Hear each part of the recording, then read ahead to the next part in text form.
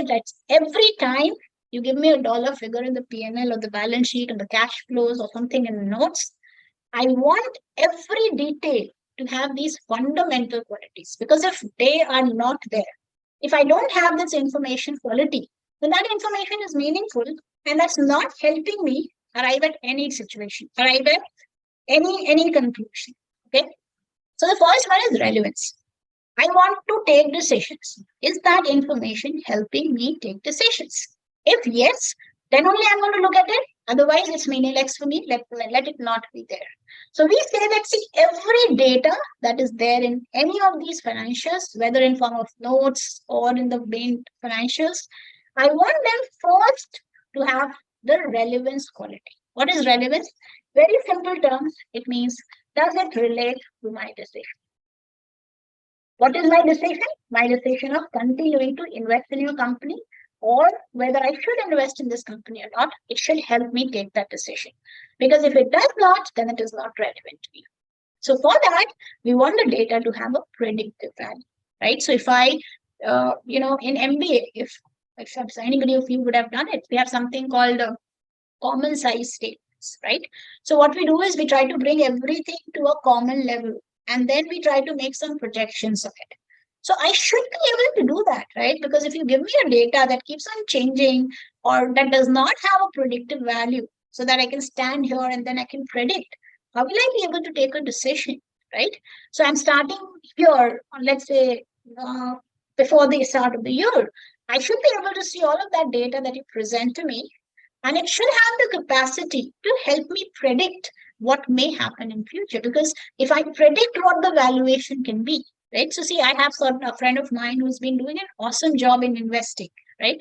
So she's a CA, and she's reached a stage now when if the HLS shares goes up, she knows exactly why is it going up.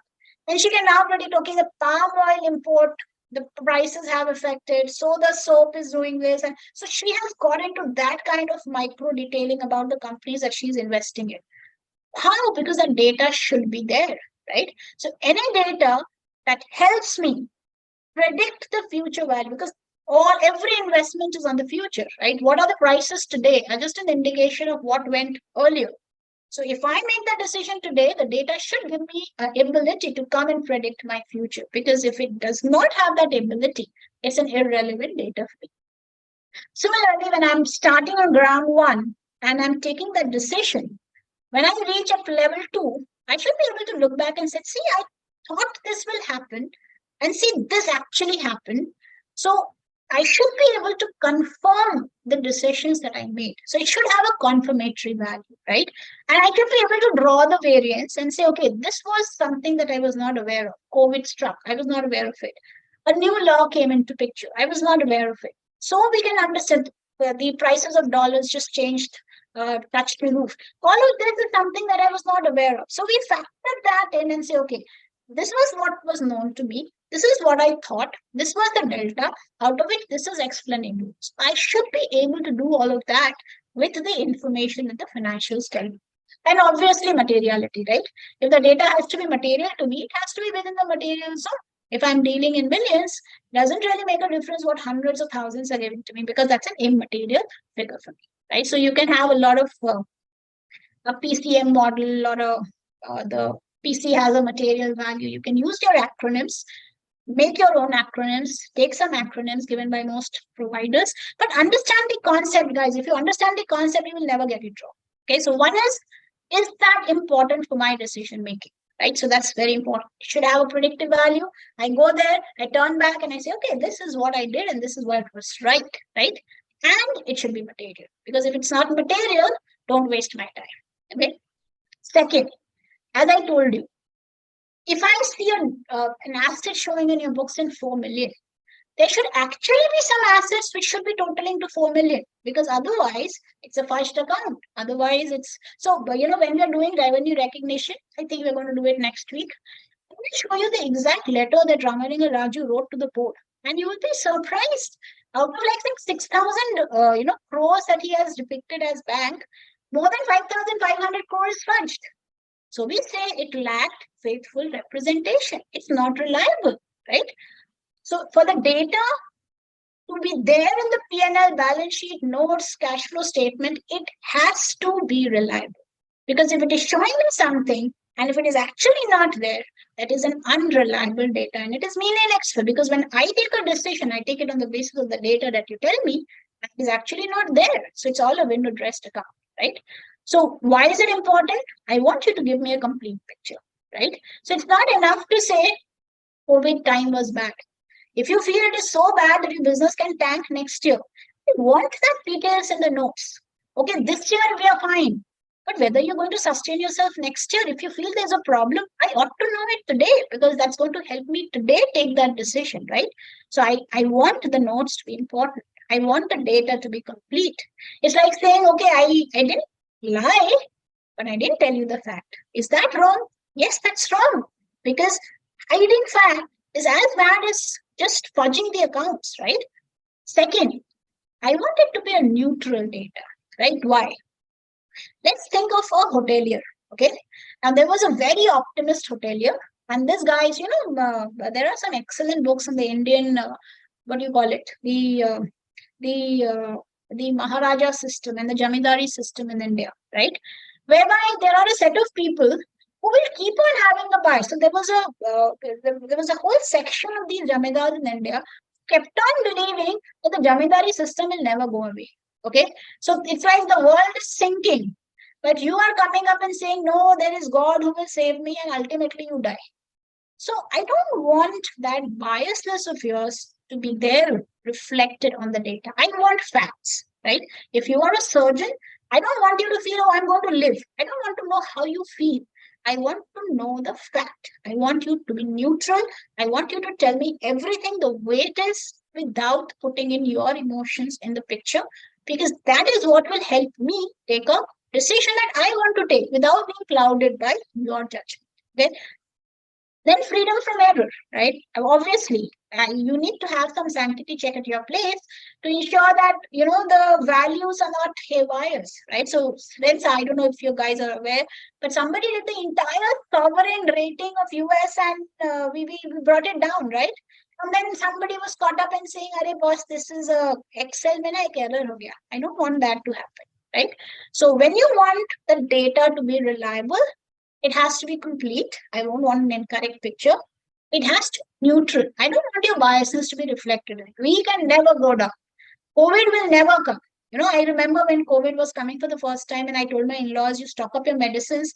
My father-in-law was, "Arey, kabhi bhi aisa nahi ho sakta. India is going to die. People are going to, this will never happen." But then it happened, right?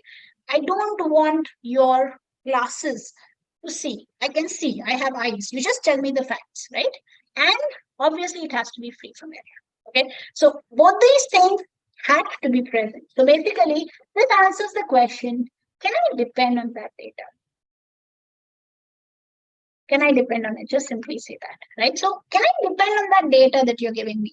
Because if I can't, then this is meaningless for me. Okay. So these are the two things that have to be there. Without these two things, whatever you give me is trash. It's not important. What if I tell you that both the things are equally there, and uh,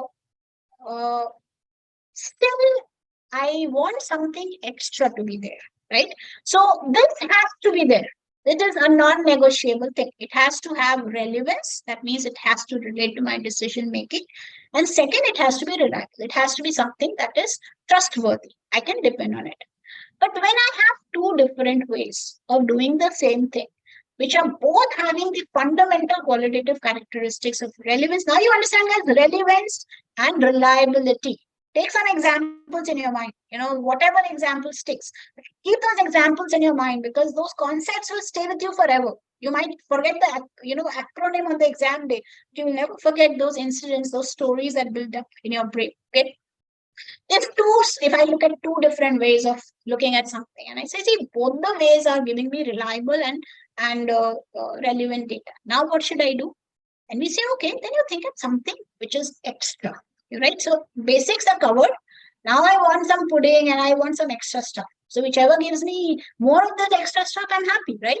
So I go for having let's say a yogurt, frozen yogurt. I have the yogurt of my flavor. Now, whatever topping you do, whichever gives me a better topping, I'll go for it. Then what do I want? Okay, I want the data to be compared.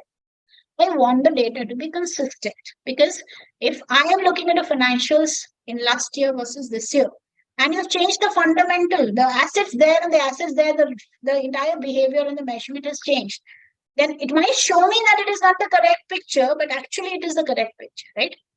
Or verifiability. I should be able to verify the information. So if two people look at the same set of data, they should be able to come up with the same set of conclusions. So the data is verifiable. Timeliness, right? If you give me a data at the end of the entire year, give me an example of timeliness, guys, where we really think that the data should be timely available to us, and we don't bother about the relevance and the reliability. We want the timeliness to be very important. Give me an example, thoughts? Yes, where we prioritize timeliness. Yes, we have. Very good, Anita. Interims, right? The quarterlies, they're unaudited. We don't have as much details of the notes, but we still want that data, right? Because I don't want to wait for 12 months or 15 months and then come up with a set of financials, right? So I don't care if the data is less relevant or less reliable, but I want some picture of what is happening. If it is even less reliable or less relevant, why? Because it's important for me. The timeliness is very important. Okay?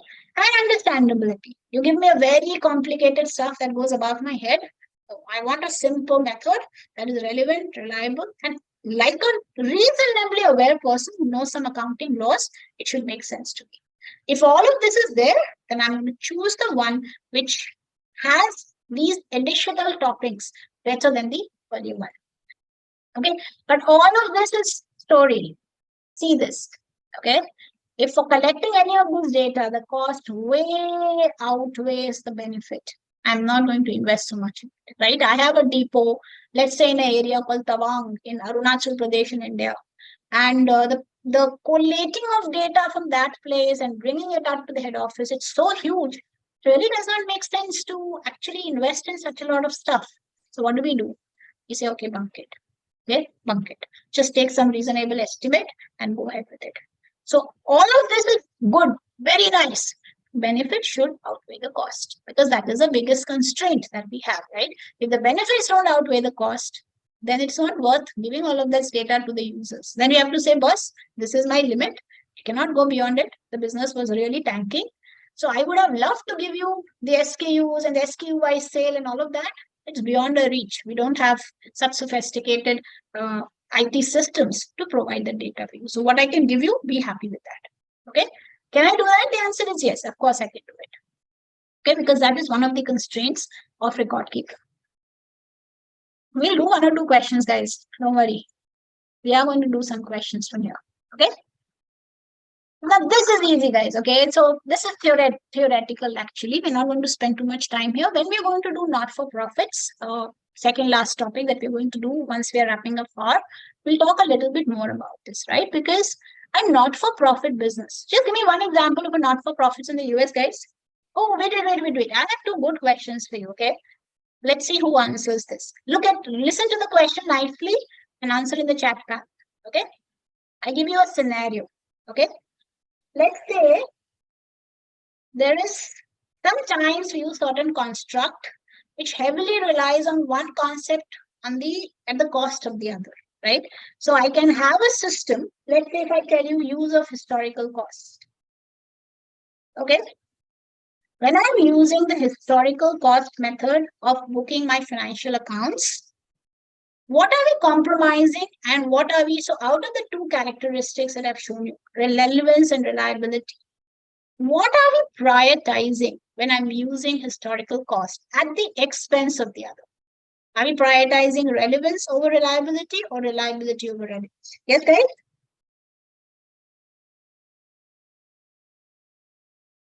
Yeah? What do you say? So we are giving up on the reliability. Reliability over the experience. Yeah. Those are two different answers. Can you realize? What are we prioritizing when we are doing historical cost accounting? Again, Kishore has a different answer, Orgo has a different answer. Yes?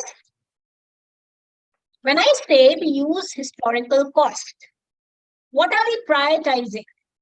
Reliability or relevance? I think we are going for reliability because those information we already have. It is less relevant today, guys. Can you understand? It is less relevant because I got a product 10 years back and it is still going on because my dad has a habit of taking very good care of things. So today that value that I'm showing in my books is probably zilch, zero. But it's still reliable because I can give you a valid proof of, see, this is the data, this is the cost that I paid to get that particular item. It is still there. This is the market rate of depreciation. So this must be the value. So I know that a cost that I incurred, let's say 5 years back, is not relevant today, but the data has a proper supporting which I can justify. So I am prioritizing reliability over relevance. Have you understood this, guys? Anybody? Okay, Orgo. So today is good job, right? You got it correct. Anybody else who has a question on this? Is this understood? Because if these two examples are driven home, that means you have understood relevance versus reliability. Is this clear? Anybody, any questions on this? Are you prepared for the next one? Anjum, okay, sorry, Vishnu, you have a question? Okay. Now I'm asking the next one, okay? What if I tell you use of accounting estimate? Ma'am, one question, sorry. Yes, Sunil. Ma'am, my question is, if we use that LIFO and FIFO method, so FIFO is the first come, first out. So it will be reliable or relevant? If I'm using first in, for you tell me, what do you think is reliable or relevant? What do you think, guys? Answer this question. If I'm using in, first out, is it relevant, reliable, or both? Yes?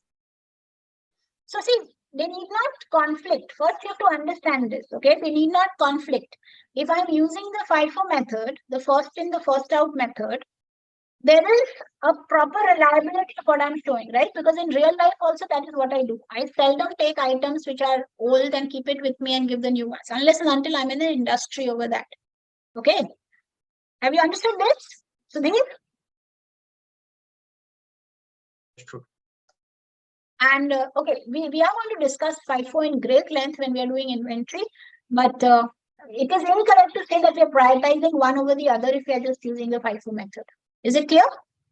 Okay, what about estimates there? Sudhir, have I answered your question? Yeah? Can I ask the question once again? Use of accounting estimates. When I'm using estimates, okay, we are compromising one over the other. Which are we compromising? Which are we prioritizing? Yes? its relevance is what we are prioritizing, and Ma'am, relevance over reliability, because we don't have extreme confidence of what we are putting in, but it is important because if I don't estimate the bad debts, and we will talk about why do we provision in our books. So if you don't do that, then we are not giving you a predictive confirmatory, or that value is not there. Sharad, incorrect. Sharad, unmute yourself. Yeah. See, when I'm making an estimate, am I 100% sure of the data that is going in? Keep yourself unmuted. Yeah. Can I be very, very sure of the figure which is going in?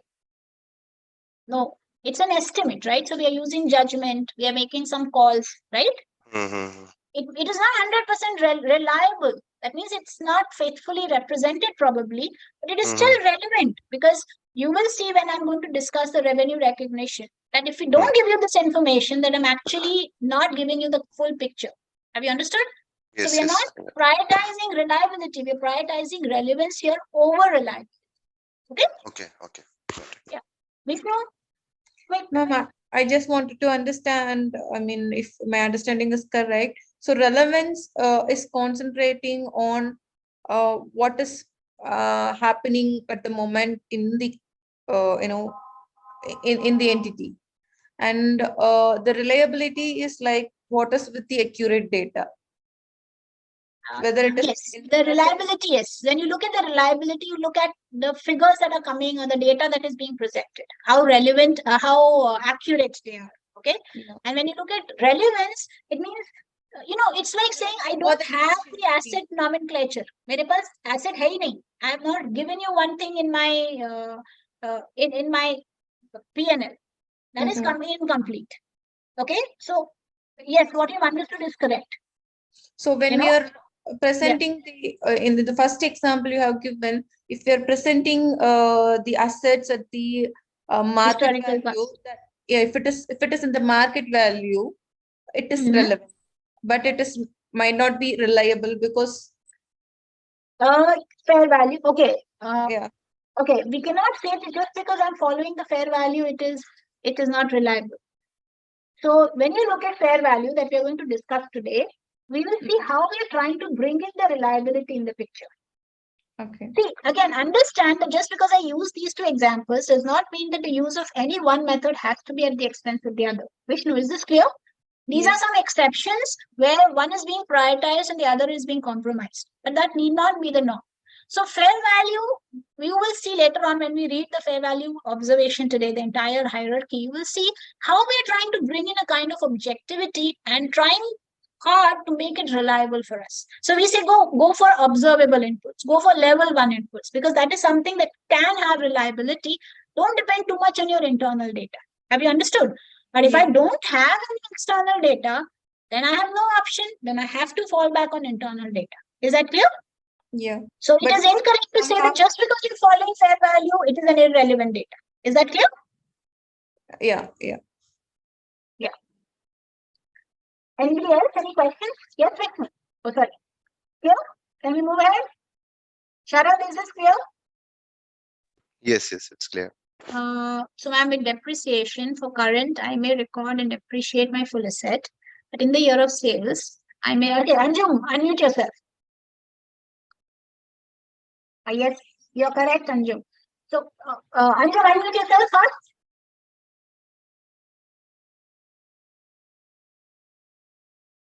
You don't have a mic?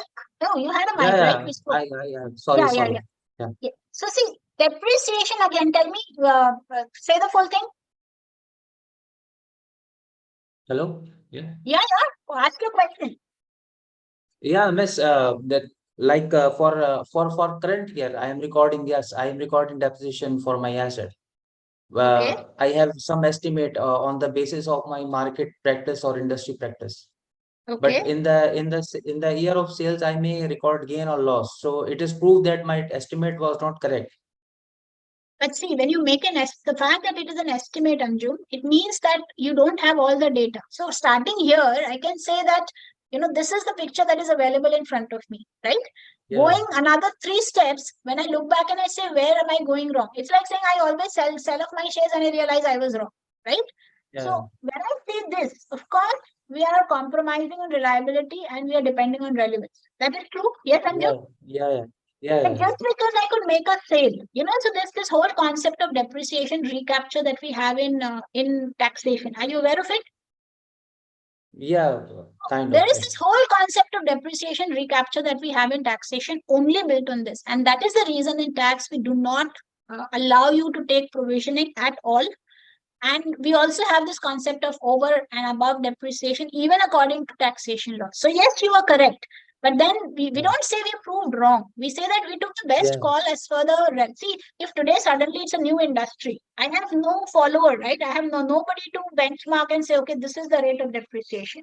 But then over time, so long as I have a reasonable basis for my estimate, I can objectively say, see, 2 people looking at the same estimate can come up and say, okay, this sounds reasonable. It is good enough. We have prioritized relevance over reliability.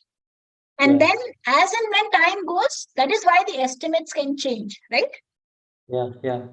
So, but yes, you are correct. We have prioritized relevance over reliability here. Okay? Yeah. So we are not proved wrong. We have a better knowledge to make a better estimate in future. That is how we'll put it. That's the reason why estimate is called an estimate, right? And that's the reason tax never allows it. Okay, so with this, everybody, is this clear?